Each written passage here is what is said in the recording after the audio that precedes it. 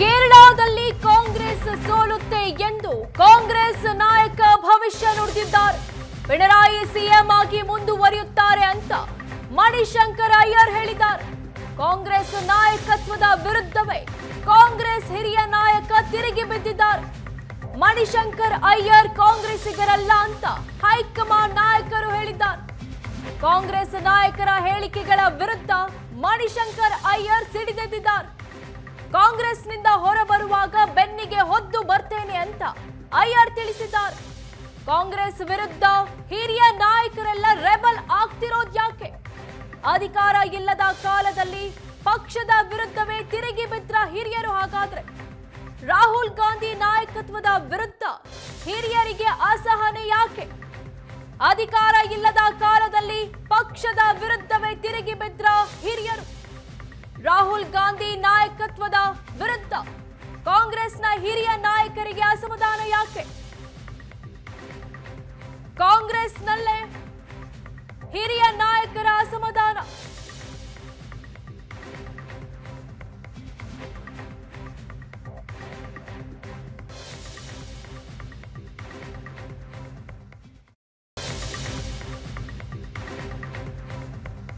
ಕಾಂಗ್ರೆಸ್ ಸೋಲುತ್ತೆ ಎಂದು ಮಣಿಶಂಕರ್ ಅಯ್ಯರ್ ಭವಿಷ್ಯ. ಪಿಣರಾಯಿ ವಿಜಯನ್ 3ನೇ ಬಾರಿಗೆ ಸಿಎಂ ಆಗಿ ಮುಂದುವರಿತಾರೆ ಎಂದ ಮಣಿಶಂಕರ್ ಅಯ್ಯರ್ ಕಳೆದ 50 ವರ್ಷಗಳಿಂದ ಗಾಂಧಿ ಕುಟುಂಬದ ಆಪ್ತರಾದ ಮಣಿಶಂಕರ್ ಅಯ್ಯರ್ ಹೇಳಿಕೆಯಿಂದ ಕಾಂಗ್ರೆಸ್ನಲ್ಲಿ ಸಂಚಲನ. ಮಣಿಶಂಕರ್ ಅಯ್ಯರ್ನಿಂದ ದೂರ ಕಾಯ್ದುಕೊಂಡ ಕಾಂಗ್ರೆಸ್ ನಾಯಕರು. ಕಾಂಗ್ರೆಸ್ನ ಸಂಘಟನಾ ಕಾರ್ಯದರ್ಶಿ ಕೆಸಿ ವೇಣುಗೋಪಾಲ್ರನ್ನ ರೌಡಿ ಎಲಿಮೆಂಟ್ ಎಂದು ಕರೆದ ಮಣಿಶಂಕರ್ ಅಯ್ಯರ್ ಕಾಂಗ್ರೆಸ್ನ ಪ್ರಮುಖ ವಕ್ತಾರ ಪವನ್ ಖೇರಾ ವಿರುದ್ಧವೂ ಕೂಡ ಮಣಿಶಂಕರ್ ಅಯ್ಯರ್ ತೀವ್ರ ವಾಗ್ದಾಳಿ.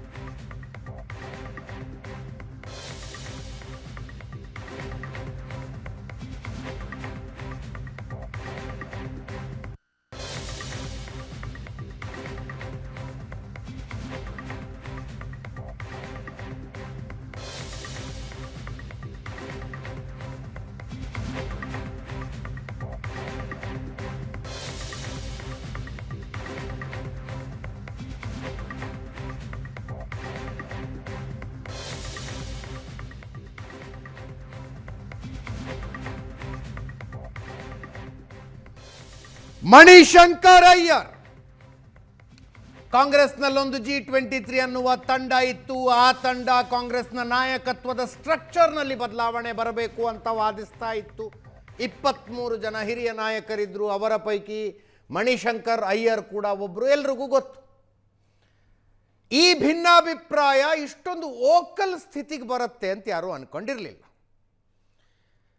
ವಿಧಾನಸಭಾ ಚುನಾವಣೆಯ ಹೊಸ್ತಿಲಲ್ಲಿರುವ ಕೇರಳಕ್ಕೆ ಹೋಗಿ ಕೇರಳ ಸರ್ಕಾರದಿಂದ ಆಯೋಜನೆಗೊಂಡಿದ್ದ ವಿಷನ್ 2031 ಅನ್ನುವ ಕಾರ್ಯಕ್ರಮದ ವೇದಿಕೆಯ ಮೇಲೆ ಕಾಂಗ್ರೆಸ್ ಪಕ್ಷ ಬಹಿಷ್ಕರಿಸಿದ್ದ ಕಾರ್ಯಕ್ರಮದಲ್ಲಿ ಭಾಗಿಯಾಗಿ ಆ ವೇದಿಕೆಯ ಮೇಲೆ ಕಮ್ಯುನಿಸ್ಟ್ ಪಕ್ಷದ ಮುಖ್ಯಮಂತ್ರಿಯನ್ನು ಹೊಗಳಿ ಮುಂದೆ ಕೂಡ ನೀವೇ ಮುಖ್ಯಮಂತ್ರಿ ಆಗಬೇಕು ಅಂತ ಹೇಳುವ ಮಟ್ಟಿಗೆ ಅವರು ಕಾಂಗ್ರೆಸ್ಸಿಗೆ ಸಂಬಂಧ ಇಲ್ಲ ಅಂತ ಪವನ್ ಖೇರಾ ಹೇಳಿದ್ರೆ, ಪವನ್ ಖೇರಾ ಬಗ್ಗೆ ಮಾತು, ಕೆಸಿ ವೇಣುಗೋಪಾಲ್ ಬಗ್ಗೆ ಮಾತು, ರಾಹುಲ್ ಗಾಂಧಿ ಬಗ್ಗೆ ಮಾತು.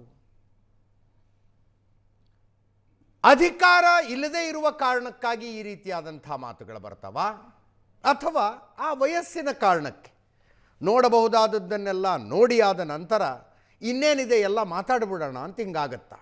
ಇದೇ ವಿಷಯದ ಬಗ್ಗೆ ಇವತ್ತು ಚರ್ಚೆ ಮಾಡ್ತೀವಿ. ನನ್ನ ಕೊಲೀಗ್ ಪ್ರಶಾಂತ್ ನಾತು ಇದ್ದಾರೆ, ರವೀಂದ್ರ ರೇಷ್ಮೆ ಅವರಿದ್ದಾರೆ, ಹಿರಿಯ ಪತ್ರಕರ್ತರು. ನಮಸ್ಕಾರ. MG ಮಹೇಶ್ BJPಯಿಂದ ಇದ್ದಾರೆ. ಕೆಲವೇ ಕ್ಷಣಗಳಲ್ಲಿ ನಟರಾಜ್ ಗೌಡರು ಕಾಂಗ್ರೆಸ್ನಿಂದ ನಮ್ಮನ್ನು ಜಾಯ್ನ್ ಆಗ್ತಾರೆ. ಎಸ್ ಪ್ರಶಾಂತ್, ಏನಂತೀರಿ ಈ ಬಿಹೇವಿಯರನ್ನು? ಅಜಿತ್ ನೋಡಿ, ಮಣಿಶಂಕರ್ ಅಯ್ಯರ್ ಯಾವುದೋ ಒಬ್ಬ ಕಾಂಗ್ರೆಸ್ ನಾಯಕರಾಗಿದ್ದರೆ ಸರಿಯಪ್ಪ, ಅವ್ರದ್ದು ಅವಧಿ ಮುಗಿದಿದೆ, ನಿವೃತ್ತರಾಗಿದ್ದಾರೆ, ಮತ್ತೊಮ್ಮೆ ರಾಜ್ಯಸಭೆಯಲ್ಲಿ ಅವಕಾಶ ಕೊಡಲಿಲ್ಲ, ತಮಿಳ್ನಾಡಿನಲ್ಲಿ ಕಾಂಟೆಸ್ಟ್ ಮಾಡಬೇಕಂತಿದ್ರು, ಅವಕಾಶ ಕೊಡಲಿಲ್ಲ ಅನ್ನೋ ಕಾರಣಕ್ಕೋಸ್ಕರ ಔಟ್ಬಸ್ಟ್ ಆಗಿದ್ದಾರೆ ಅಂತ ಅನ್ಬಹುದಿತ್ತು. ಮಣಿಶಂಕರ್ ಅಯ್ಯರ್ ಗಾಂಧಿ ಕುಟುಂಬದ is a friend of Gandhi. Rajiv Gandhi ಪ್ರಧಾನಮಂತ್ರಿಯಾಗಿದ್ದಾಗ ಅವರ ಸೆಕ್ರೆಟರಿ ಆಗಿದ್ದರು, ಈಸ್ ಎ ಡಿಪ್ಲೊಮ್ಯಾಟ್. ನಂತರ ಸೋನಿಯಾ ಗಾಂಧಿ ಅವರು ವಿಪಕ್ಷದಲ್ಲಿದ್ದಾಗ, ಅಧಿಕಾರದಲ್ಲಿದ್ದಾಗ ಕೂಡ ಅನೇಕ ಪೇಪರ್ಸ್ಗಳನ್ನು ಪಂಚಾಯತ್ ರಾಜ್ಗೆ ಸಂಬಂಧಪಟ್ಟಂತೆ ಒಂದು ರೀತಿ ಸ್ಪೋಕ್ಸ್ ಪರ್ಸನ್ ರೀತಿಯಲ್ಲಿ ಕೂಡ ಅವರು ಗಾಂಧಿ ಕುಟುಂಬದ ಸ್ಪೋಕ್ಸ್ ಪರ್ಸನ್ ರೀತಿಯಲ್ಲಿ ಮಾತಾಡ್ತಾಯಿದ್ರು. ಅಷ್ಟೇ ಅಲ್ಲ, ಮಣಿಶಂಕರ್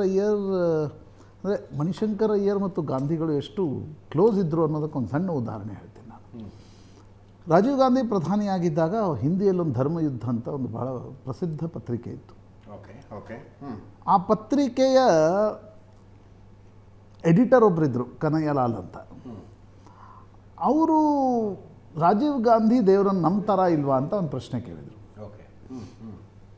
ಮಣಿಶಂಕರ್ ಅಯ್ಯರ್ ಇಸ್ ಎ ಅಥೀಸ್ಟ್, ಅವರು ದೇವರನ್ನು ನಂಬಲ್ಲ ಹೇಳ್ಕೊಂಡಿದ್ದಾರೆ. ಕಮ್ಯುನಿಸ್ಟ್ ಬ್ಯಾಕ್ಗ್ರೌಂಡಿಂದ ಮಾರ್ಕ್ಸಿಸ್ಟ್ ಅಲ್ಲ ಇರಲಿ, ಅಂದರೆ ಈಗ ನಾನು ಪೊಲಿಟಿಕಲ್ ಐಡಿಯಾಲಜಿ ಹೇಳ್ತಾ ಇದ್ದೆ, ದೇವರನ್ನ ನಂಬೋದೇ ಇರೋದು ಈ ವಿಷಯಕ್ಕೆ ಸಂಬಂಧಪಟ್ಟಂತೆ ನಾಸ್ತಿಕ ಅಂತ ಅವ್ರು ಹೇಳ್ಕೊಟ್ಟಿದ್ರು.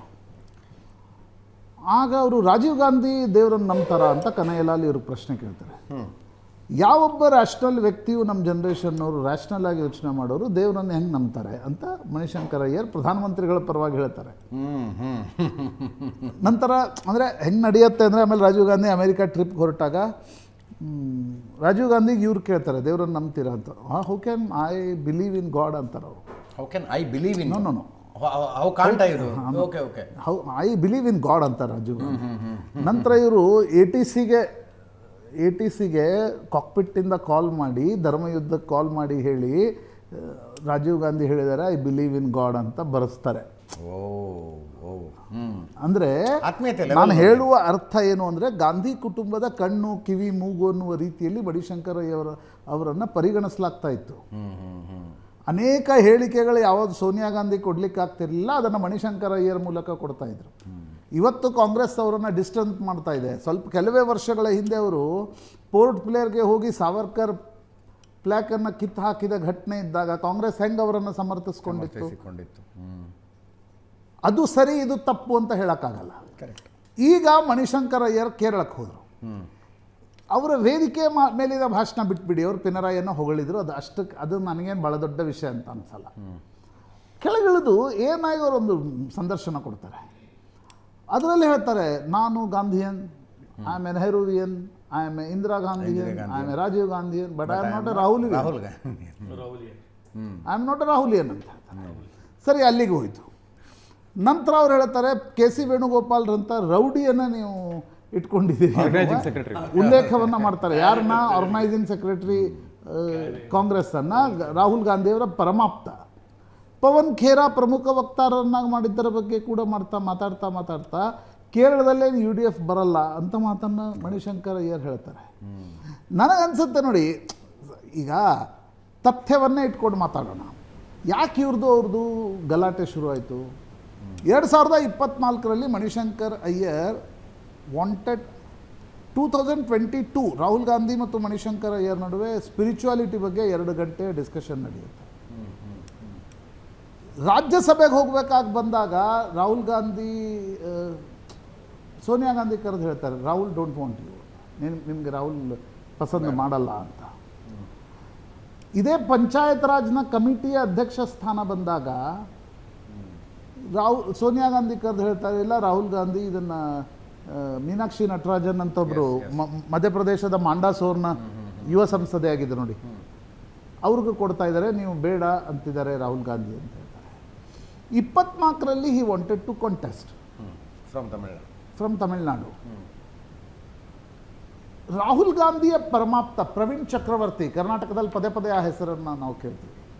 ಪ್ರವೀಣ್ ಚಕ್ರವರ್ತಿಗೆ ಅಲ್ಲಿ ಟಿಕೆಟ್ ಕೊಡಬೇಕು ಅಂತ ರಾಹುಲ್ ಗಾಂಧಿ ಮನಸ್ಸಿನಲ್ಲಿರುತ್ತೆ. ಸ್ಟಾಲಿನ್ ಹಿಂದೂ ಪತ್ರಿಕೆ ಎಡಿಟರ್ ಎನ್ ರಾಮ್ ಮೂಲಕ ರಾಹುಲ್ ಗಾಂಧಿಗೆ ಹೇಳಿ ಕಳಿಸ್ತಾರೆ, ಪ್ರವೀಣ್ ಚಕ್ರವರ್ತಿಗೆ ಟಿಕೆಟ್ ಕೊಡಲ್ಲ ನಾವು. ಮಣಿಶಂಕರ್ ಅಯ್ಯರ್ ಹೋಗಿ ಟಿಕೆಟ್ ಇನ್ನೇನು ನಾಮಿನೇಷನ್ ಫೈಲ್ ಮಾಡಬೇಕು ಅಂದಾಗ ದಿಲ್ಲಿಯಿಂದ ಕಾಲ್ ಬರುತ್ತೆ, ಇಲ್ಲ ರಾಹುಲ್ ಗಾಂಧಿ ಹೇಳ್ತಿದ್ದಾರೆ, ಯು ಆರ್ ಟೂ ಓಲ್ಡ್, ಅಂದರೆ ನೀವು ವೃದ್ಧರಾಗ್ಬಿಟ್ಟಿದ್ದೀರಿ, ನಿಮ್ಗೆ ಹೆಂಗೆ ಟಿಕೆಟ್ ಕೊಡೋಕ್ಕಾಗಲ್ಲ ಅಂತ ಬೇರೆ ಕ್ಯಾಂಡಿಡೇಟ್ಗೆ ಹಾಕ್ತಾರೆ. ಅಲ್ಲಿಂದ ಗಾಂಧಿ ಕುಟುಂಬ ಮತ್ತು ಮಣಿಶಂಕರ್ ಅಯ್ಯರ್ ನಡುವೆ ಡಿಸ್ಟೆನ್ಸ್ ಇದೆ. ಬಟ್ ನನ್ನ ಪ್ರಶ್ನೆ ಇರ್ತಕ್ಕಂಥದ್ದು ಅವ್ರು ಹೇಳ್ತಾ ಇರ್ತಕ್ಕಂಥ ಅಂಶಗಳ ಬಗ್ಗೆ. ಅದ್ರ ಮಣಿಶಂಕರ್ ಅಯ್ಯರ್ ಹೇಳ್ತಿದ್ದಾರೆ ಅನ್ನುವ ಕಾರಣಕ್ಕೋಸ್ಕರ ಅಲ್ಲ, ಅವರು ಏನೇನು ಹೇಳ್ತಿದ್ದಾರೆ, ಗಾಂಧಿ ಕುಟುಂಬದ ಅತ್ಯಂತ ಪರಮಾಪ್ತ ಮಿತ್ರ ಇವತ್ತು ಗಾಂಧಿ ಕುಟುಂಬ, ಅದರಲ್ಲೂ ರಾಹುಲ್ ಗಾಂಧಿ ತೆಗೆದುಕೊಳ್ತಿರ್ತಕ್ಕಂಥ ನಿರ್ಣಯಗಳ ಬಗ್ಗೆ ವಿರೋಧವನ್ನು ವ್ಯಕ್ತಪಡಿಸ್ತಾ ಇದ್ದಾರೆ. ನಾನು ಯಾವುದೇ ಕಾರಣಕ್ಕೂ ರಾಹುಲಿಯನಲ್ಲ ಅಂತ ಅನ್ನೋದನ್ನು ಹೇಳ್ತಾ ಇದ್ದಾರೆ. ಗಾಂಧಿ ಕುಟುಂಬ ವೈಚಾರಿಕವಾಗಿ ರಾಹುಲ್ ಗಾಂಧಿ ಗಟ್ಟಿಯಾಗಿಲ್ಲ ಅನ್ನೋದು ಮಾತನ್ನು ಮಣಿಶಂಕರ್ ಅಯ್ಯರ್ ಹೇಳ್ತಿದ್ದಾರೆ. ರಾಹುಲ್ ಗಾಂಧಿ ಫ್ಲಿಪ್ ಫ್ಲಾಪ್ಸ್ ಇವೆ, ರಾಹುಲ್ ಗಾಂಧಿ ಇಸ್ ನಾಟ್ ಏನಂತಾರೆ, ಒಂದು ವಿಚಾರದ ಬಗ್ಗೆ ಬದ್ಧತೆಯಿಂದ ಅವರು ಕೆಲಸ ಮಾಡಲ್ಲ, ಫ್ಲಿಪ್ ಫ್ಲಾಪ್ಸ್ ಇವೆ ಅನ್ನೋದನ್ನು ಮಣಿಶಂಕರ್ ಅಯ್ಯರ್ ಹೇಳ್ತಾ ಇದ್ದಾರೆ. ಕೆ ಸಿ ವೇಣುಗೋಪಾಲ್ ಬಗ್ಗೆ ಕಮೆಂಟ್ ಮಾಡ್ತಿದ್ದಾರೆ. ಕಾಂಗ್ರೆಸ್, ನಾವು ಮಣಿಶಂಕರ್ ಅಯ್ಯರ್ ಕಾಂಗ್ರೆಸ್ನಲ್ಲಿ ಇಲ್ಲ ಅಂತಕ್ಕಂಥದ್ದನ್ನು ಹೇಳ್ತಾ ಇದ್ದಾರೆ. ಈಗ ಜನ್ಮವಿಡೀ ಬಿ ಜೆ ಪಿಯಲ್ಲಿದ್ದು ಅಥವಾ ಜನ್ಮವಿಡೀ ಈಗ ಯಾರೋ ಒಬ್ಬರು ಬಂದು ನರೇಂದ್ರ ಮೋದಿ ಬಗ್ಗೆ ಟೀಕೆ ಮಾಡಿದರೆ ಬಿ ಜೆ ಪಿ ಅದಕ್ಕೆ ಉತ್ತರ ಕೊಡಬೇಕಿಲ್ವಾ? ವೈಚಾರಿಕ ಸಾಥಿ ಇರೋದು ನಾನು ಹೇಳೋದು. ಹೆಂಗೆ ಬಂದು ಹಿಂಗೆ ಹೋದವ್ರು ಚುನಾವಣೆಗೋಸ್ಕರ ನಾನು ಪ್ರಶ್ನೆ ಕೇಳಕ್ಕೆ ಹೋಗಲ್ಲ ಬಿಡಿ. ಈಗ ಜಗದೀಶ್ ಶೆಟ್ಟರು ಕಾಂಗ್ರೆಸ್ಸಲ್ಲಿ ಬಂದರು, ಕಾಂಗ್ರೆಸ್ಸನ್ನು ಟೀಕಿಸಿದ್ರೆ ಏನು ಭಾಳ ದೊಡ್ಡ ವಿಷಯ ಅಲ್ಲ, ಅದು ಬಿ ಜೆ ಪಿಗೆ ಹೋಗಿ. ಬಟ್ ಮಣಿಶಂಕರ್ ಅಯ್ಯರ್ ನಿಮ್ಮ 80ರ ದಶಕದಿಂದ ನಿಮ್ಮ ಜೊತೆ ವೈಚಾರಿಕವಾಗಿ ಗಟ್ಟಿಯಾಗಿ ನಿಂತವ್ರು. ಇವತ್ತು ವಿದ್ಯಾರ್ಥಿಗೆ ಆಳಗೊಂದು ಕಲ್ಲು ಅಂತಾರಲ್ಲ, ಹಂಗಲ್ವಾ? ಬ್ಯಾಕ್ ಟು ಬ್ಯಾಕ್ ಎಲೆಕ್ಷನ್ ಸೋಲ್ತಾ ಇದ್ದಾರೆ, ಅಧಿಕಾರ ಇಲ್ಲ, ಅಂಥ ಸ್ಥಾನಮಾನಗಳನ್ನು ಕೂಡ ಕಾಂಗ್ರೆಸ್ ಕೊಡಬೇಕಲ್ಲ. ಓಕೆ, ಬ್ಯಾಕ್ ಟು ಬ್ಯಾಕ್ ನಿಮ್ಗೆ ಅಧಿಕಾರ ಇಲ್ಲದೆ ಇದ್ದಾಗ ನಿಮ್ಮ ಜೊತೆ ನಿಲ್ಲಿಕ್ಕೂ ತಯಾರಿಲ್ಲದ ವ್ಯಕ್ತಿಯನ್ನು ರಾಜ್ಯಸಭೆಗೆ ತರ್ತಾ ಇದ್ರಿ, ಕೇಂದ್ರದಲ್ಲಿ ಮಂತ್ರಿ ಮಾಡ್ತಾ ಇದ್ರಿ, ನಿಮ್ಮ ಐಡಿಯಾಲಜಿಕಲ್ ಸ್ಪೋಕ್ಸ್ ಪರ್ಸನ್ ರೂಪದಲ್ಲಿ ಅವರನ್ನು ಬಿಂಬಿಸ್ತಾ ಇದ್ರಿ.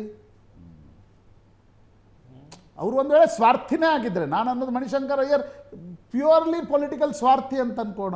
30 ವರ್ಷಗಳ ಕಾಲ ಅವರನ್ನು ಬೆಳೆಸಿದ್ರಲ್ಲ, ಹಾಗಾದರೆ ಅದಕ್ಕೆ ಉತ್ತರವನ್ನು ಕಾಂಗ್ರೆಸ್ ಇದ್ದಾರೆ. ಕಾಂಗ್ರೆಸ್ನಿಂದ ನಟರಾಜಗೌಡ ಕಾರ್ಯಕ್ರಮಕ್ಕೆ ಸ್ವಾಗತ. ಹೆಂಗೆ ನೋಡ್ತೀರಿ ಈ ಬೆಳವಣಿಗೆಯನ್ನು? ಮಣಿಶಂಕರ್ ಅಯ್ಯರ್ ಅವ್ರ ಬಗ್ಗೆ ಕರ್ನಾಟಕದ ಸಂಬಂಧ ಭಾಳ ವಿಶಿಷ್ಟವಾಗಿದೆ.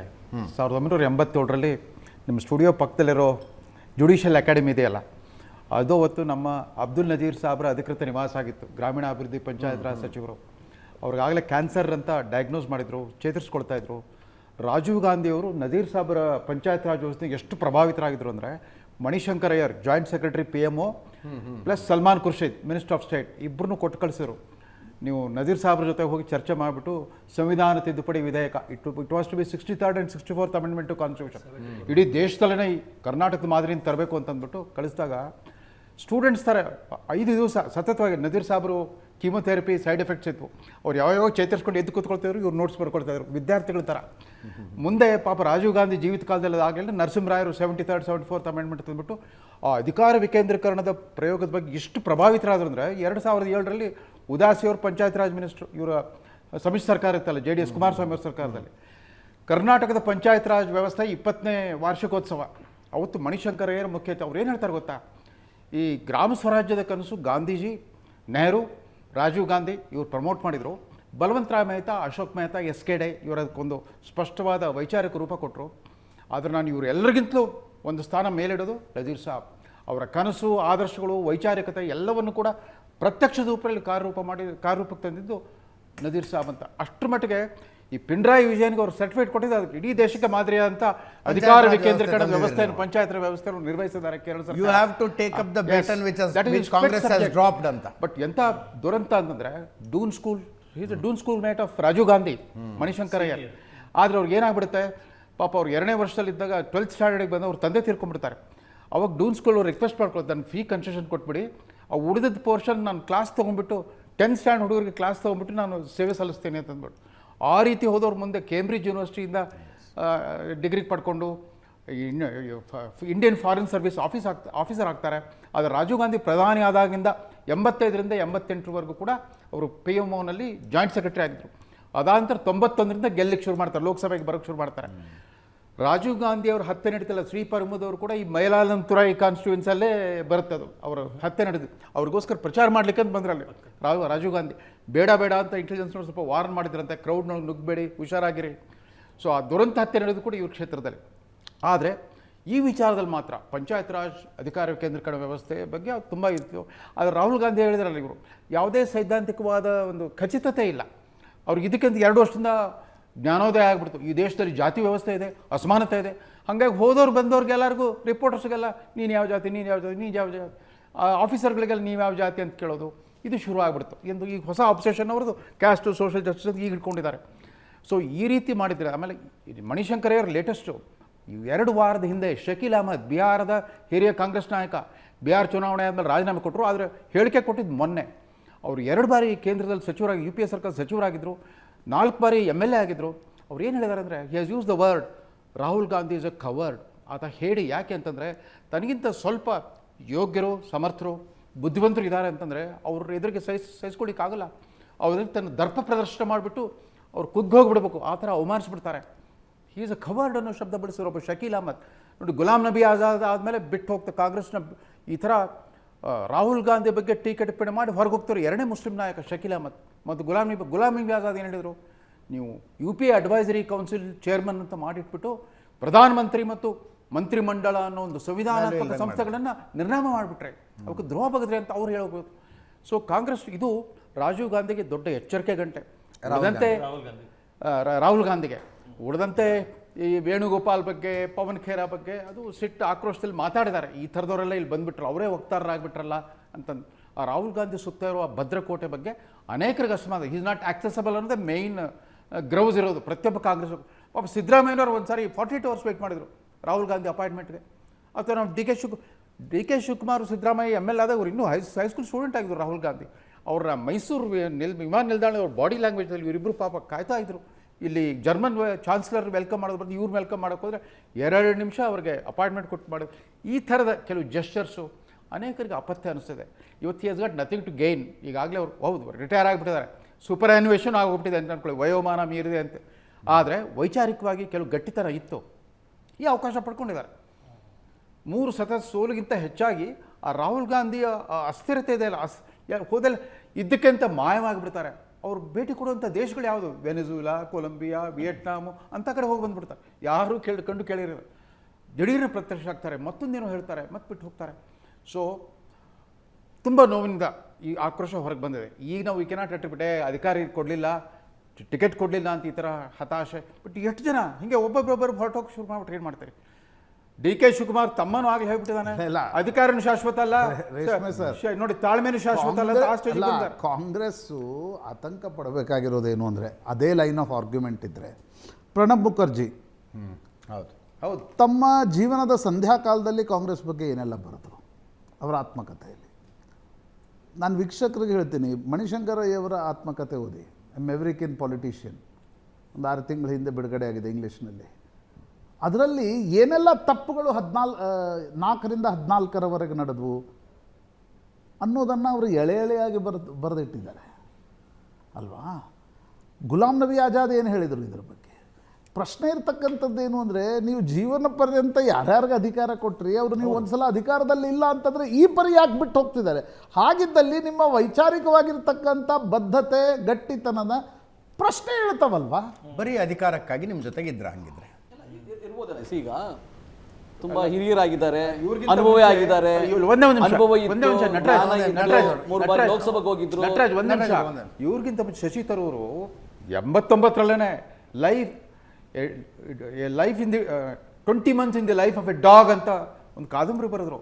ತುರ್ತು ಪರಿಸ್ಥಿತಿಯ ದರ್ಪ, ದೌರ್ಜನ್ಯ, ದಬ್ಬಾಳಿಕೆ ಮತ್ತು ಸರ್ವಾಧಿಕಾರದ ಬಗ್ಗೆ. ಆದರೂ ಕೂಡ ಮುಂದೆ ಅವರು ಕಾಂಗ್ರೆಸ್ಗೆ ಬಂದರು, ಕಾಂಗ್ರೆಸ್ಲಿ MLA ಆದರು, ಮಂತ್ರಿ ಆದರು.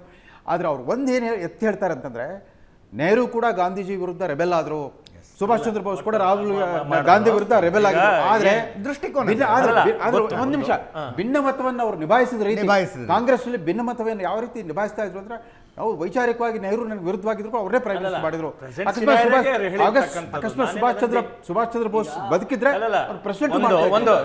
ರಾಜಕೀಯ ಭಿನ್ನಾಭಿಪ್ರಾಯವನ್ನ ಗಾಂಧಿ ನೆಹರು ರಾಜಕೀಯ ಭಿನ್ನಾಭಿಪ್ರಾಯಗಳು ಇದ್ದೇ ಇರ್ತವೆ.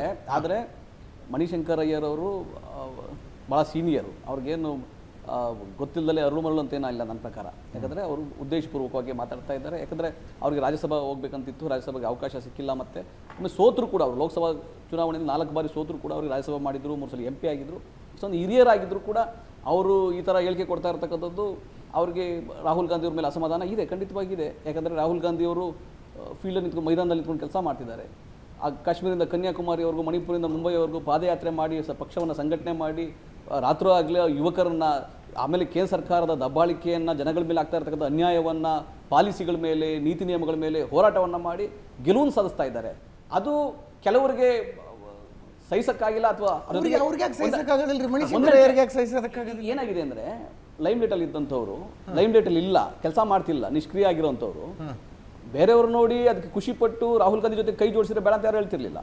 ಆದರೆ ಅವರು ಎಲ್ಲ ಅವಕಾಶಗಳನ್ನು ಪಡೆದುಕೊಂಡು ಕಾಂಗ್ರೆಸ್ನಲ್ಲಿ ಏನು ಮಾಡಿ ಯಾರು ದಕ್ಕಿಸಿಕೊಳ್ಳಬಹುದು, ಬಟ್ ಗಾಂಧಿ ಕುಟುಂಬವನ್ನು ದಕ್ಕಿಸಿಕೊಳ್ಳೋದಕ್ಕಾಗಲ್ಲ. ಗಾಂಧಿ ಕುಟುಂಬ ನೋಡಿ ಆಲ್ರೆಡಿ ನಿಷ್ಕ್ರಿಯರಾಗ್ಬಿಟ್ಟು ಟೀಕ್ಸದಂತಲ್ಲ, ರಾಹುಲ್ ಗಾಂಧಿಯವರಿಗೆ ಸಲಹೆ ಕೊಡಲಿಕ್ಕೆ ಸಂಪೂರ್ಣವಾಗಿ ನೇರವಾಗಿ ಒನ್ ಟು ಒನ್ ರಾಹುಲ್ ಗಾಂಧಿಯಷ್ಟು ಮೋಸ್ಟ್ ಅಕ್ಸೆಸಿಬಲ್ ಪೊಲಿಟಿಕಲ್ ಲೀಡರ್ ಇಲ್ಲ.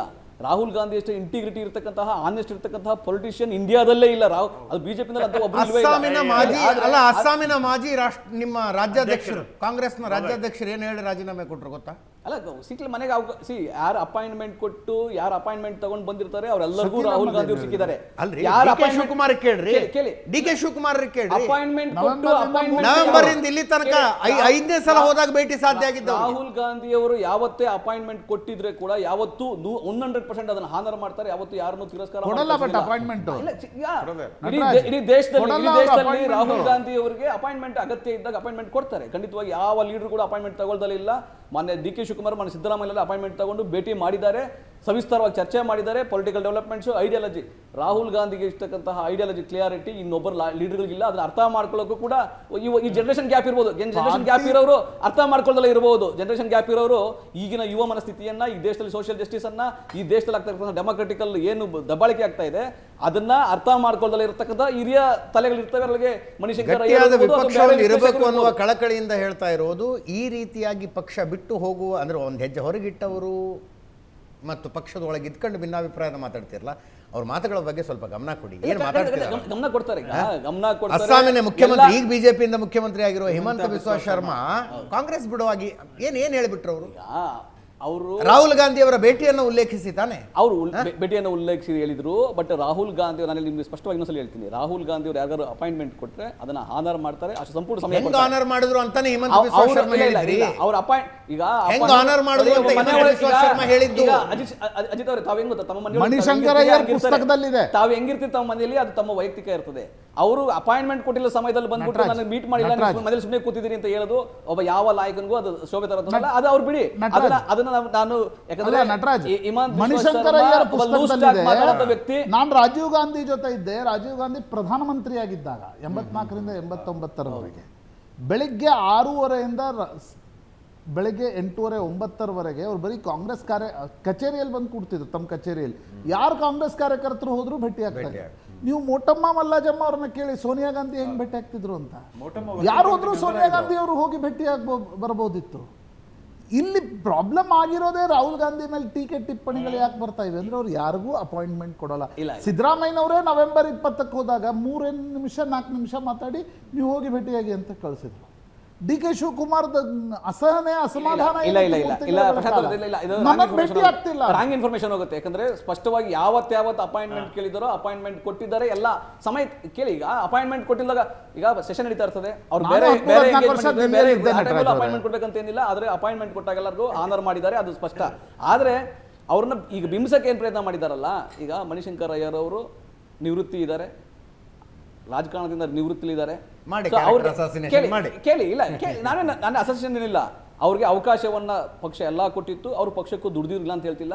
ಅವರ ಹೇಳಿಕೆಗಿಂತ ಪಕ್ಷಕ್ಕೂ ಬಹಳ ಡ್ಯಾಮೇಜ್ ಆಗಿತ್ತು. ನಿಮಗೂ ಗೊತ್ತಿದೆ 2014 ಚಾಯ್ವಾಲದ್ದು, 2017 ನೀಚ್ ಆದ್ಮಿನತ ಇಡೀ ದೇಶದಲ್ಲಿ ನಮಗೆ ಎಷ್ಟು ಮುಜುಗರಕ್ಕೊಳಗಾದ್ರು. ಅವ್ರನ್ನ ಪಕ್ಷದ ಉಚ್ಚಾಟನೆ ಕೂಡ ಮಾಡಿದ್ರು 2017ರಲ್ಲಿ. ತಿರ್ಗಾ ಮೇಲೆ ವಾಪಸ್ ಅದನ್ನು ರಿವೋಕ್ ಮಾಡಿದ್ರು. ಆದರೆ ಅವ್ರ ಮೇಲೆ ನಮ್ಗೆ ಯಾರಿಗೂ ಯಾವ ಲೀಡರ್ಗಳು ಏನು ಕೆಟ್ಟದಾಗಿ ಮಾತಾಡಿಲ್ಲ, ನೆಗೆಟಿವ್ ಮಾತಾಡಿಲ್ಲ. ಆದರೆ ಅವರು ಹೇಳ್ಕೊಳ್ತಾ ಇರ್ತಕ್ಕಂಥದ್ದು, ಕೇರಳದಲ್ಲಿ ಹೋಗಿ ಈ ರೀತಿ ಹೇಳ್ತಾ ಇರ್ತಕ್ಕಂಥದ್ದು ಖಂಡಿತ ಅದು ಒಪ್ಪುವಂಥ ವಿಷಯ ಅಲ್ಲ. ಆಮೇಲೆ ಅದು ಪಕ್ಷ ಅಲ್ಲಿ ಕೌಂಟ್ರ್ ಮಾಡುತ್ತೆ. ಯಾಕಂದರೆ ನಮ್ಮಲ್ಲಿ ಗೆಲ್ಲುವಂಥ ಸಂಪೂರ್ಣ ಅವಕಾಶ ಇದೆ. ಚುನಾವಣೆ ನಾವು ಗೆಲ್ತೀವಿ. 10 ವರ್ಷ ಏನು LDFದು ಜನ ಬೇಸತ್ತಿದ್ದಾರೆ, ಆಂಟಿ ಇನ್ಕಂಬೆನ್ಸಿ ಇದೆ.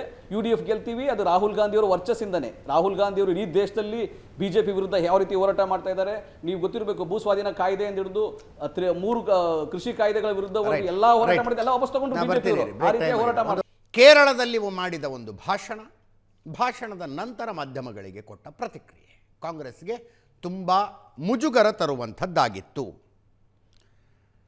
ಎಂ ಜಿ ಮಹೇಶ್ವರ್ ಇದ್ದಾರೆ BJPಯಿಂದ. ಇದನ್ನು ಆಂತರಿಕ ಪ್ರಜಾಪ್ರಭುತ್ವ ಅಂತಾರ್ರಿ. ನಿಮ್ಮ ಪಕ್ಷದಲ್ಲಿ ಇದು ಮಾಡೋದಕ್ಕಾಗತ್ತಾ? ಈ ವಿಷಯದಲ್ಲಿ ನನಗೆ ಮೋದಿಯವ್ರ ಬಗ್ಗೆ ಭಿನ್ನಾಭಿಪ್ರಾಯ ಇದೆ, ಹೇಳಿ ಸರ್ವೈವ್ ಆಗಲಿ ನೋಡೋಣ. ಮಾರ್ಗದರ್ಶಕ ಮಂಡಳಿಯಲ್ಲಿ ಸದಾ ಮಣಿಶಂಕರ್ ಅಯ್ಯರು ಒಂದು ರೀತಿ ಹರಕು ಬಾಯಿ, ಅವ್ರ ಮಾತುಗಳೆಲ್ಲ ವಿವಾದ ಎಲ್ಲವೂ ಆಗಿದ್ರೂ ಕೂಡ ಈ ಇಡೀ ಒಂದು ಹೇಳಿಕೆ ಒಳಗಡೆ ನಾವು ಚರ್ಚೆ ಮಾಡಬೇಕಾಗಿರುವಂಥ ಒಂದು ಪಾರ್ಟ್ ಏನಪ್ಪ ಅಂತಂದರೆ, ಅವರು ಅಂಬೇಡ್ಕರ್ ಅವರ ಸೂಕ್ತಿಯನ್ನು ಉಲ್ಲೇಖ ಮಾಡಿದರು, be a part or be part ಅಂತೇಳಿ. ಅಂದರೆ ಒಂದು ಅಪಕ್ವವಾದಂಥ ಒಂದು ಅಪ್ರಬುದ್ಧ ನಾಯಕತ್ವ ಹೇಗೆಲ್ಲ ನಡೀತಾ ಇದೆ ಕಾಂಗ್ರೆಸ್ಸಿನ ಒಳಗಡೆ ಅಂತಕ್ಕಂಥದ್ದನ್ನು ಸೂಚಿಸ್ತಕ್ಕಂಥ ಮಾತಾದ್ರಲ್ಲಿ ಹೇಗೆ ಅಪ್ರಬುದ್ಧ ಅಂತ ಹೇಳಿ ಬಿಜೆಪಿ ಇದೆ ರಾಜ್ಯ ಮಟ್ಟದಲ್ಲಿ ಸ್ವಲ್ಪ ಇದೆ ಡಿಸ್ಟೆನ್ಸ್ ಅಪ್ರಬುದ್ಧ ಭಾಷೆ ಲ್ಯಾಂಗ್ವೇಜ್ ಇರಬೇಕು ಅಂತಂತಂದ್ರೆ ಆಪರೇಷನ್ ಸಿಂಧೂರ ಆಯ್ತು. ಶಶಿ ತರೂರ್ ಅವ್ರನ್ನ ದೇಶದ ರೆಪ್ರೆಸೆಂಟ್ ಆಗಿ ಕಳಿಸುವಂಥದ್ದು ಒಂದು ಪ್ರೋಸೆಸ್ ಇರ್ತಕ್ಕಂಥ ಒಬ್ಬ ರಾಷ್ಟ್ರದ ವಿರೋಧ ಪಕ್ಷದ ನಾಯಕ ಹೇಗೆ ನಡ್ಕೊಳ್ಬೇಕು? ಹಂಗೆ ವಾಜಪೇಯಿ ಅವ್ರನ್ನ ಕಳಿಸಿದ್ರು. ನಾನು ನಿಮ್ಗೆ ಹೇಳೋದು, ವಾಜಪೇಯಿ ಅವರು ಹೋಗಿದ್ರು, ಜಿನಿವಾದೆಲ್ಲ ಅಡ್ರೆಸ್ ಮಾಡಿದ್ರು, ನರಸಿಂಹರಾವ್ ಕಳಿಸಿದ್ದೆಲ್ಲ ಒಂದು ಸತ್ಯ. ಅರೆ ರಾಹುಲ್ ಗಾಂಧಿ ಹೇಗೆ ಈ ಇಡೀ ನಿಯೋಗವನ್ನ ಹೋಗುವಂತವ್ರ ಬಗ್ಗೆ ಹೇಗೆ ಒಬ್ಬ ಅಪ್ರಬುದ್ಧವಾಗಿ ನಡ್ಕೊಂಡ್ರು, ಹೆಂಗ್ ನಡ್ಕೊಂಡ್ರು, ಏನ್ ಮಾತಾಡಿದ್ರು ಗೊತ್ತಾಯ್ತಾನೆ, ಹೇಗೆ ನಡ್ಕೊಂಡ್ರು, ಹೇಗೆ ಅವ್ರನ್ನ ಇದಕ್ಕೆ ಹೇಗೆ ಶಶಿ ತರೂರ್ ಅವರು ಪತ್ರದ ಮೇಲೆ ಪತ್ರ ವೋಕಲ್ ಆಗಿ ಹೇಗೆ ಹೇಳ್ಬೇಕಾಗಿ ಬಂತು ಅಂತ ಅಲ್ಲ ಏನ್ ಹೇಳಿದ್ರು? ಒಂದ್ ನಿಮಿಷ ನಟರಾಜ್ ಯಾಕೆ ಈ ತರ ಆಡ್ತಾ ಇದ್ದೀರಾ? ಈಗ ನಟರಾಜ್ ಗೌಡ್ರ ಅವ್ರ ಮಾತು ಮುಗಿಸ್ಲಿ. ಇದಕ್ಕೆ ನಟರಾಜ್ ಗೌಡ್ರ ನಿಮ್ಗೆ ಸಫಿಷಿಯಂಟ್ ಟೈಮ್ ಕೊಡ್ತೀನಿ. ಸಫಿಷಿಯಂಟ್ ಟೈಮ್ ಕೊಡ್ತೀನಿ ನಿಮ್ಗೆ, ತಮ್ಮ ರಿಯಾಕ್ಟ್ ಮಾಡೋದಕ್ಕೆ ಸಫಿಷಿಯಂಟ್ ಟೈಮ್ ಕೊಡ್ತೀನಿ. ನಟರಾಜ್ ಗೌಡ್ರ ಪ್ಲೀಸ್, ನಟರಾಜ್ ಗೌಡ್ರ ಪ್ಲೀಸ್ ಕೇಳಿ. ಹೇಗೆ ಇದನ್ನ ಈ ಒಂದು ಆ್ಯಂಗಲಲ್ಲಿ ಅವರು ಇದನ್ನು ಹೇಳಿದಂಥದ್ದು, ಯಾಕೆ ಅವರು ನೆಹರು ಲೆಗಸಿಯಿಂದ ಹಿಡಿದು ರಾಜೀವ್ ಗಾಂಧಿ ಲೆಗಸಿ ತನಕ ನನ್ನನ್ನು ಗುರುತಿಸ್ಕೊಳ್ತೀನಿ, ಈಗ ಯಾಕೆ ರಾಹುಲಿಯನ್ ನಾನು ಆಗಲ್ಲ ಅಂತ ಹೇಳಿದ್ರು ಅಂತಂತಂದರೆ ಈ ಇಮ್ಮೆಚ್ಯೂರ್ ಬಿಹೇವಿಯರ್ ಇದೆಯಲ್ಲ. ಈ ನೆಹರು ಮೇಲೆ ಪ್ರೀತಿ ಬಂತ ನಿಮಗೆ? ನೆಹರು ಮೇಲೆ ಪ್ರೀತಿ ಅಲ್ಲ, ನನಗಲ್ಲ ಅವ್ರು ಹೇಳಿರ್ತಕ್ಕಂಥದ್ದು. ಆದರೆ ಇದರ ಅರ್ಥ ಏನು ಅಂತಂತಂದ್ರೆ, ಇಂಥ ಒಬ್ಬ ಅಪ್ರಬುದ್ಧ ನಾಯಕತ್ವದ ಇವತ್ತು ಭಾರತಕ್ಕೆ ಇವತ್ತು ಗಂಡಾಂತರ ಆಗಿರ್ತಕ್ಕಂಥದ್ದು. ಇದು ಅಲಾರಾಮಿಂಗ್. ಅವ್ರ ಜೊತೆಗಾರರು, ಅವರ ಕುಟುಂಬದ ಜೊತೆ ಒಡನಾಟ ಮಾಡಿರ್ತಕ್ಕಂಥದ್ದು. ದಾಸ್ಯತೆ ನಿಮಗೆ ಲಾಭನೇ ಆಗಿದೆ ಅಲ್ವಾ? ಅಲ್ಲ, ನಾವೇನು ನಷ್ಟ ಅಂತ ಯಾರು ಹೇಳಿದ್ದು ನಮಗೆ? ನಾನು ಹೇಳ್ತಕ್ಕಂಥದ್ದು ಒಬ್ಬ ಮನಸ್ಥಿತಿ ಅವ್ರು ಹೇಗಿದ್ರೆ ದಾಸ್ಯವಾಗಿರ್ಬೇಕು ಅಂತೇಳಿ.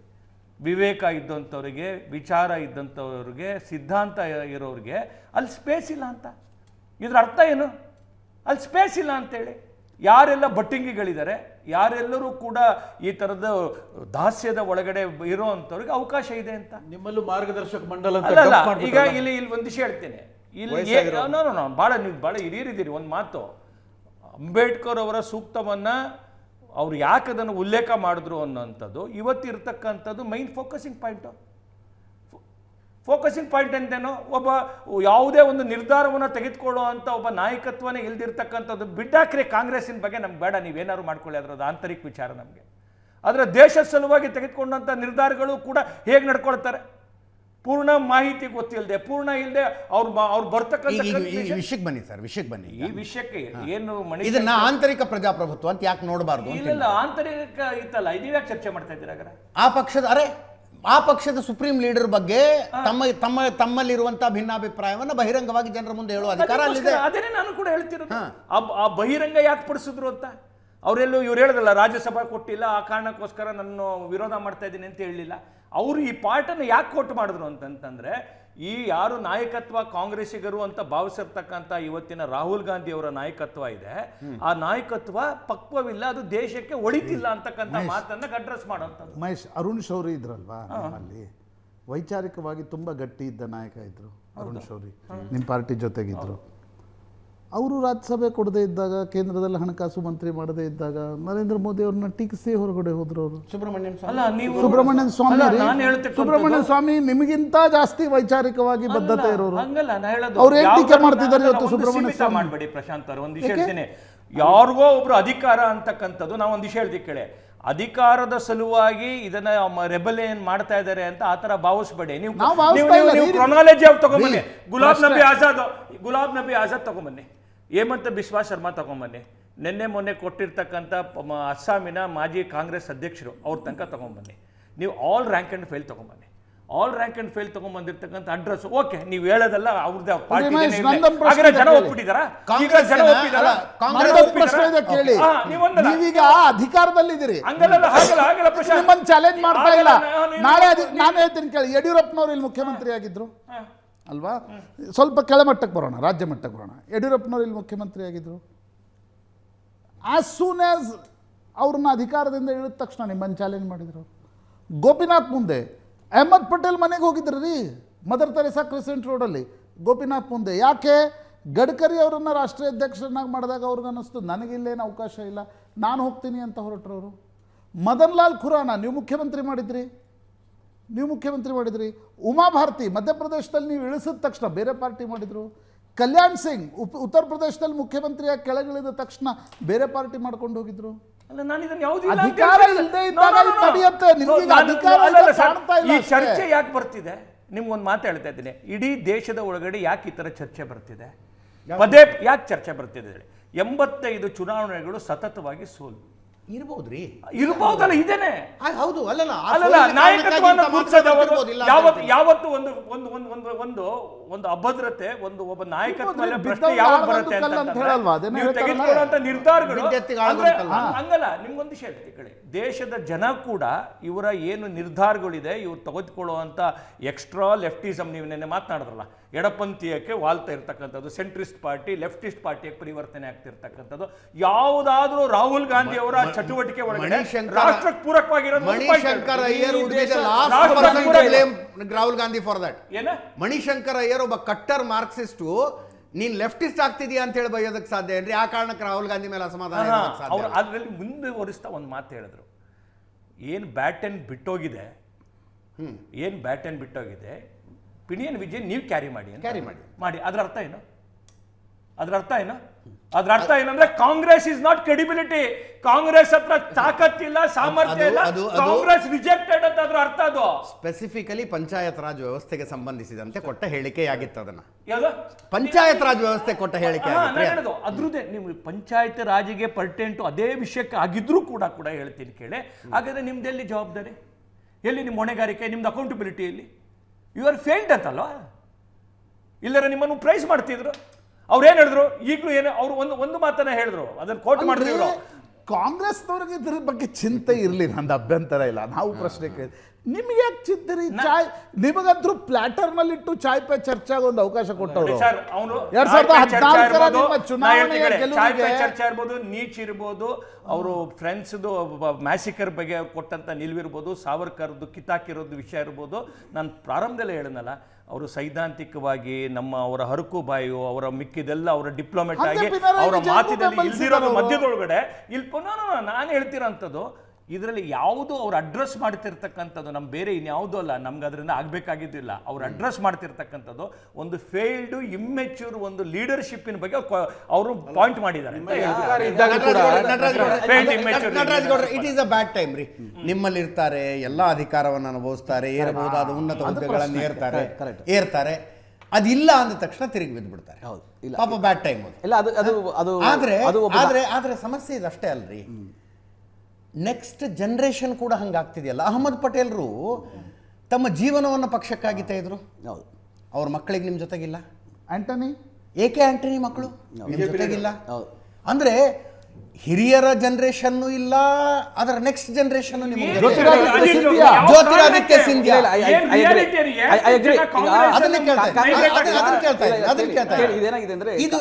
ಇದು ಕೇವಲ ಬ್ಯಾಡ್ ಟೈಮ್ ಅಂತ ಸುಮ್ಮನೆ ಕೂತ್ಕೊಳ್ಳೋದಲ್ಲ, ಇದು ಗಂಭೀರವಾದ ಸಮಸ್ಯೆ ಪಕ್ಷದಲ್ಲಿ.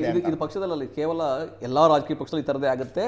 ಕಾಂಗ್ರೆಸ್ ಪಕ್ಷದ ಬಹಳ ಇತಿಹಾಸ, ಬಹಳ ನಾಯಕರು, ಬಹಳಷ್ಟು ಕಾರ್ಯಕರ್ತರದು, ಲಕ್ಷಾಂತರ ಕಾರ್ಯಕರ್ತರಿಂದ ಎಲ್ಲರಿಗೂ ಕೆಲವ್ರಿಗೆ ಆಕಾಂಕ್ಷೆಗಳಿರ್ತದೆ ತಂದೆದು ಮುಂದುವರಿಬೇಕು ಅಂತ ಹೇಳಿ. ಆ ಥರ ಕೆಲವ್ರಿಗೆ ಆಗಲ್ಲ, ಕೆಲವ್ರಿಗೆ ಅವಕಾಶಗಳಾಗ್ತವೆ. ಅವಕಾಶ ಸಿಗದವರು ಕೆಲವು ಸಲ ಈ ರೀತಿ ಆಚೆ ಹೋಗ್ತಾರೆ. ಬಹಳಷ್ಟು ನಾಯಕರಿಂದ ಆಚೆ ಹೋಗೋದು ನಾವು ಕೌಂಟ್ ಮಾಡ್ಬೋದು. ಬಿಜೆಪಿನಲ್ಲೂ ಶುರುವಾಗ್ತದೆ. ಹೆಂಗೆ ಇವರು ಅಡ್ವಾಣಿನ ಮೂಲೆ ಗುಂಪು ಮಾಡಿದ್ರು, ಮುರಳಿ ಮನೋಹರ್ ಜೋಶಿನ ಮೂಲೆ ಗುಂಪು ಮಾಡಿದ್ರು, ಜಸ್ವಂತ್ ಸಿಂಗ್ನ ಹೆಂಗೆ ಹಾಳು ಮಾಡಿದ್ರು, ಹೆಂಗೆ ಯಶವಂತ್ ಸಿನ್ಹಾನ ಆಚೆಗೆ ತಳ್ಳಿದ್ರು, ಶತ್ರುಘ್ನ ಸಿನ್ಹಾನ ಹೆಂಗೆ ಆಚೆ ತಳ್ಳಿದ್ರು, ಉಮಾ ಭಾರತಿ ಹೆಂಗೆ ಹೋದ್ರು, ಕಲ್ಯಾಣ್ ಸಿಂಗ್ ಹೆಂಗೆ ಹೋದ್ರು, ಇವ್ರದ್ದು ಪಟ್ಟಿ ಇನ್ಮೇಲೆ ಮುಂದಕ್ಕೆ ಬರ್ತದೆ. ಹೆಂಗೆ ಯಡಿಯೂರಪ್ಪ ಇಲ್ಲಿ ಕೆಜೆಪಿ ಮಾಡಿದ್ರು, ಬಿಎಸ್ಆರ್ ಮಾಡಿದ್ರು. ಕೇಳಿ ಅಧಿಕಾರ ಸ್ವತಂತ್ರ ಭಾರತದ ಇತಿಹಾಸದಲ್ಲಿ ಮೊದಲನೇ ಬಾರಿ 15 ವರ್ಷ ಅಟ್ ಸ್ಟ್ರೆಚ್ ದಿಲ್ಲಿಯಲ್ಲಿ ಅಧಿಕಾರ ಇಲ್ಲ. ಅದಕ್ಕೆ ಯಾವಾಗ ನೋಡಿ, ಇಂದಿರಾ ಗಾಂಧಿ ಎಷ್ಟು ವರ್ಷ ಅಧಿಕಾರ ಬಿಟ್ಟು ದೂರ ಇದ್ರು? ಎರಡೂವರೆ ವರ್ಷ ಅಲ್ವಾ. ತದನಂತರ 2 ವರ್ಷ ರಾಜೀವ್ ಗಾಂಧಿ ಅಧಿಕಾರ ಬಿಟ್ಟು ದೂರ ಇದ್ದರು. ರಾಜೀವ್ ಗಾಂಧಿ ಹತ್ಯೆ ಆಯಿತು, ಕಾಂಗ್ರೆಸ್ ಅಧಿಕಾರಕ್ಕೆ ಬಂತು.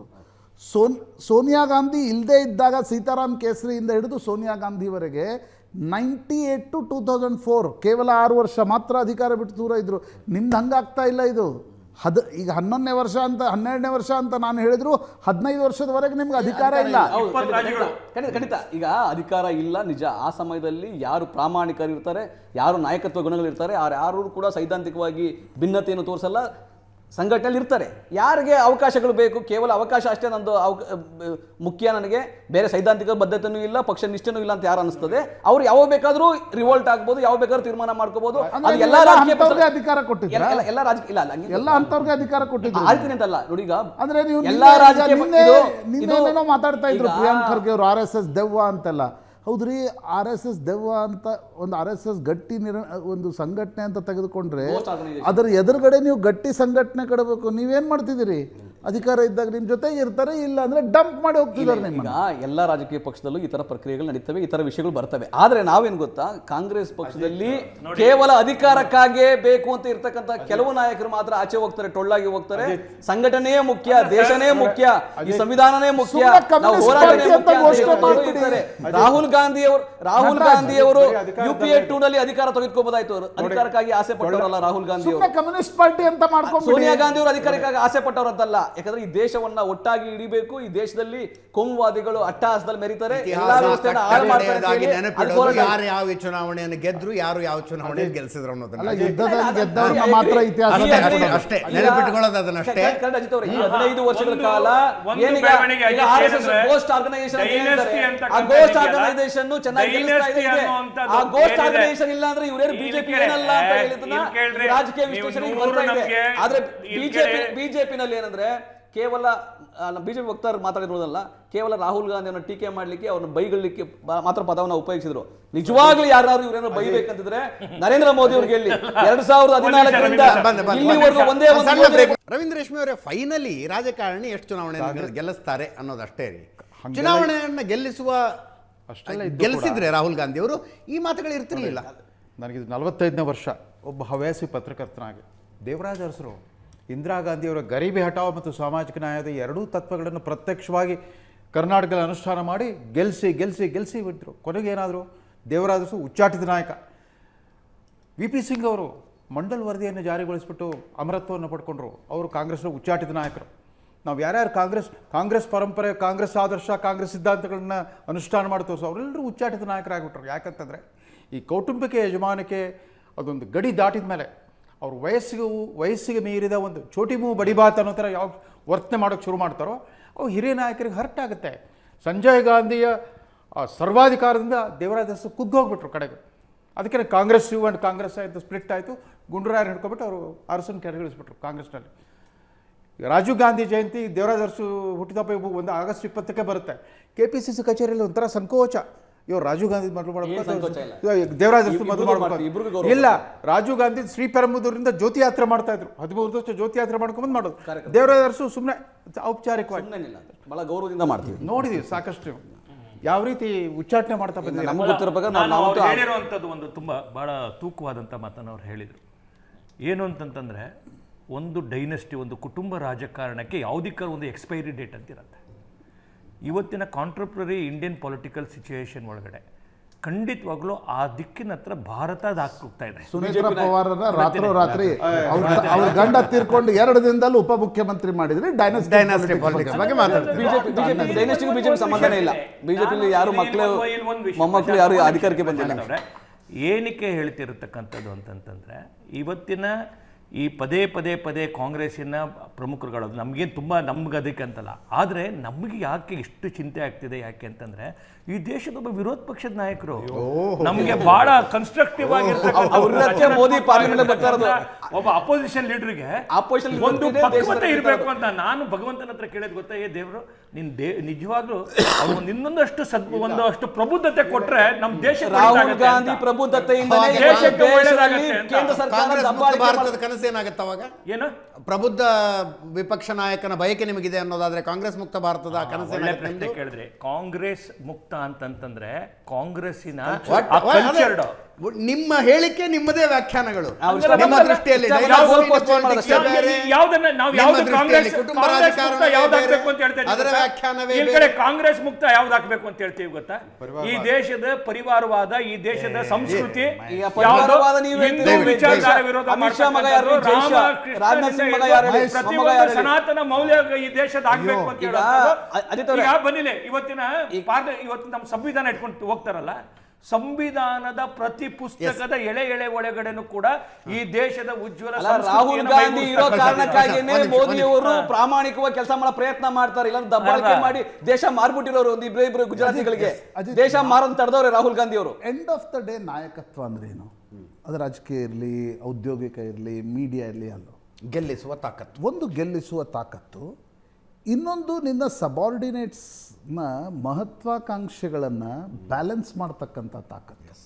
ಪ್ರಾಯಶಃ ರಾಹುಲ್ ಗಾಂಧಿ ಸೋಲ್ತಾ ಇರೋದಲ್ಲಿ ಒಂದು ಅವಕಾಶ ಇದ್ದಾಗ ಯಡಿಯೂರಪ್ಪನವ್ರು ಹೇಳ್ತಿರ್ತಾರೆ ನೋಡಿ, ಕೊಟ್ಟ ಕುದುರೆಯನ್ನು ಏರದವನು ವೀರನೂ ಅಲ್ಲ ಶೂರನೂ ಅಲ್ಲ. ಅವಕಾಶ ಇತ್ತು, ಪ್ರಧಾನಮಂತ್ರಿ ಆಗಲಿಲ್ಲ. ಒಂದನೇದ್ದು. ಎರಡನೇದ್ದು, ಅಪ್ರಬುದ್ಧವಾಗಿ ಗೋಲ್ ಪೋಸ್ಟ್ಗಳನ್ನು ಚೇಂಜ್ ಮಾಡ್ತಾ ಇರ್ತಾರೆ.